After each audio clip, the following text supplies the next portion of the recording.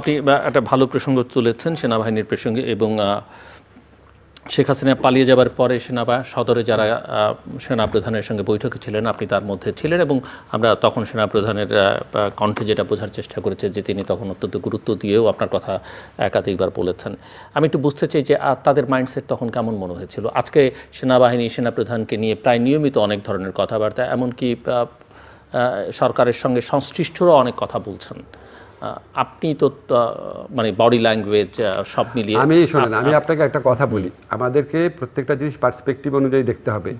আমাদের যে সেনা প্রধান আছে ওনার একটা ঐতিহাসিক রোল ছিল এই গণ অভ্যুত্থানের পক্ষে, এটা কারো তুচ্ছতাচ্ছিল্য করা উচিত না। উনি কিন্তু করা হচ্ছে তো না, হচ্ছে, আমি উচিত না বলছি, হচ্ছে যারা, এটা তো ভাই সব জায়গায় তো মবক্রাসি চলতেছে।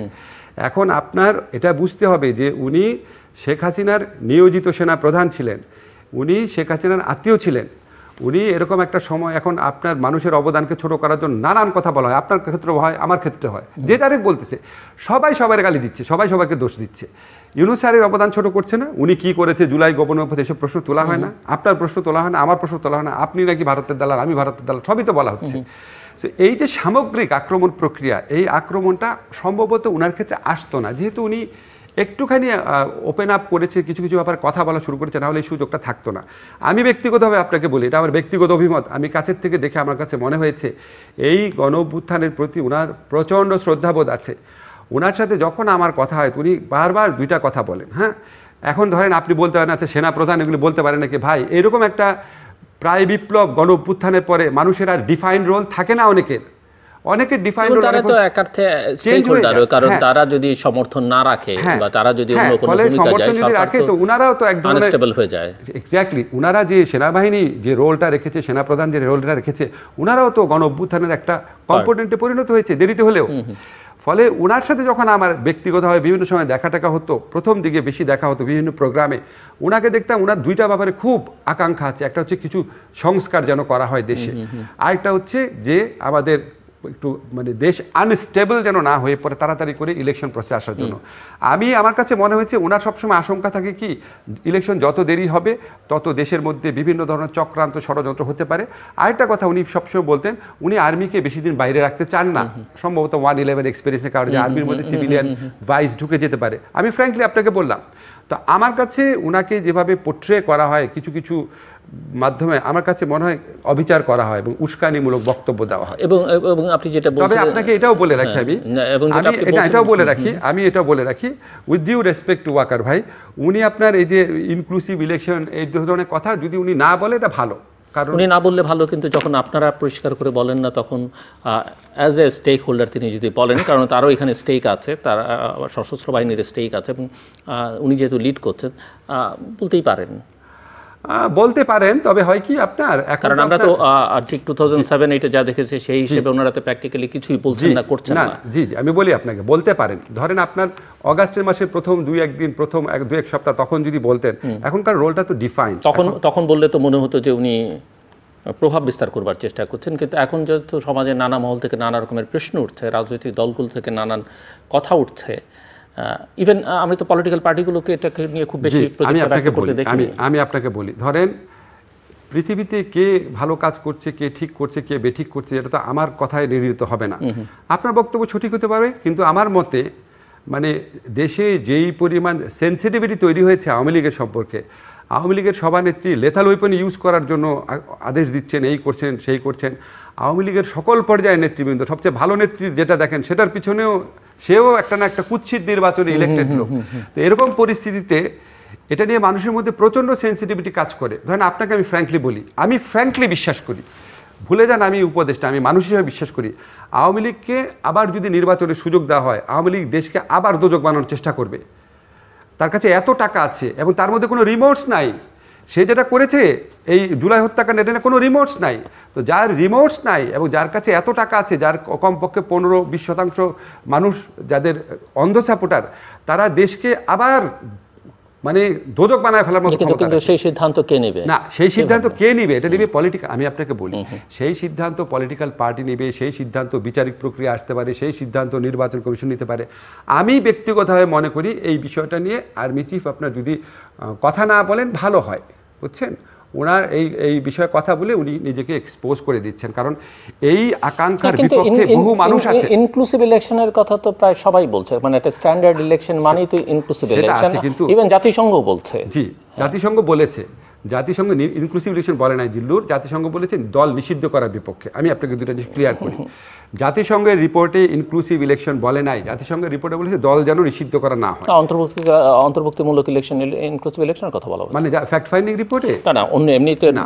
আমি ফ্যাক্ট ফাইন্ডিং রিপোর্টে আপনাকে বলি, ফ্যাক্ট ফাইন্ডিং রিপোর্টে বলছে দলকে নিষিদ্ধ না করার কথা। আমি আপনাকে জিনিসটা বলি, দেখেন আওয়ামী লীগ কিন্তু জামাতের নিবন্ধন বাতিল করেছিল, নির্বাচনে অংশগ্রহণ করতে পারে নাই। আওয়ামী লীগ কিন্তু জামাতকে নিষিদ্ধ করেছে জুলাই মাসে এসে, শেষ দিকে। নিষিদ্ধকরণ আর নিবন্ধন বাতিল ডিফারেন্ট, দুটো আলাদা জিনিস। অফকোর্স নিষিদ্ধকরণ করা, একটা দলকে নিষিদ্ধ করা উচিত কি উচিত না, এটা নিয়ে সমাজে ভিন্ন মত থাকতে পারে, কিন্তু আওয়ামী লীগকে ঠিক এখনই আবার ইলেকশনে অংশগ্রহণ করতে দেওয়া, ইনক্লুসিভ ইলেকশন, সেটা নিয়ে কিন্তু মানুষের প্রচণ্ড আপত্তি আছে। এখন সমস্যাটা হচ্ছে কি জিল্লুর, ধরেন মেজরিটি মানুষের আপত্তি আছে। এখন আপনি যদি বলেন তাহলে আপনাকে অ্যাকসেপ্ট করে নিতে হবে, এটা বলার কারণে আপনার সমালোচনাও আসবে। এখন আপনি এটা বলতে পারেন, কেন আপনি সমালোচনা নিলে সমস্যা নেই, আপনি একটা স্বাধীন পেশার মানুষ, কিন্তু একটা বাহিনী চিফ যদি এটা বলে মানুষকে বিভিন্নভাবে সমালোচকরা ইনভাইট করেন, তাহলে এটা দেশের জন্য ভালো না।